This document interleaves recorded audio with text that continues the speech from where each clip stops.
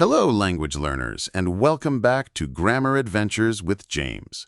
I'm your host, James, and today we're going to unlock the secrets of some of the most useful modal verbs, may and might.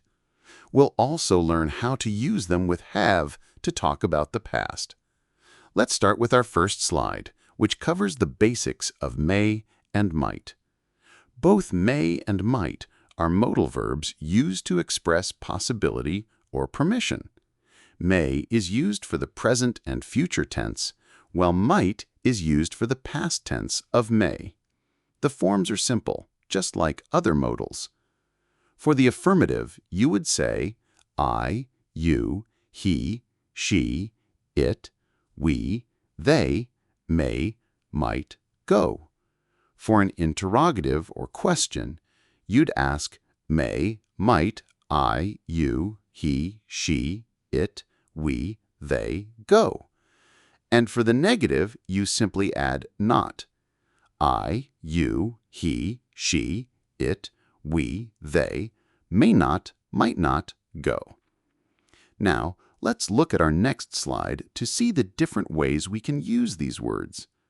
One of the main uses for may and might is to talk about things being likely.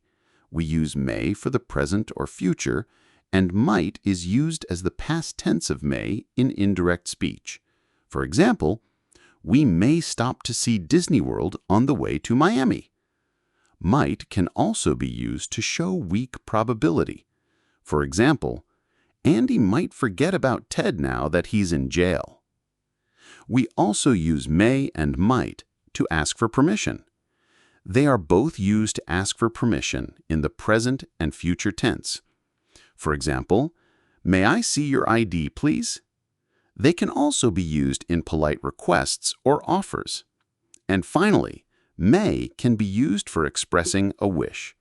You often see this in very formal or classic phrases. For example, may you live long and happy, Ray. Now, let's look at our next slide about the difference between may not be and can't be.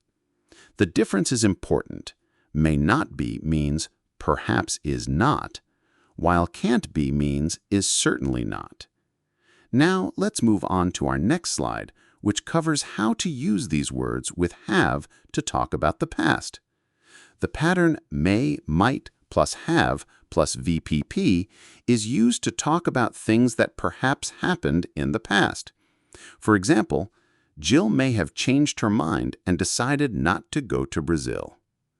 We also use might plus have plus VPP when something was possible but did not in fact happen.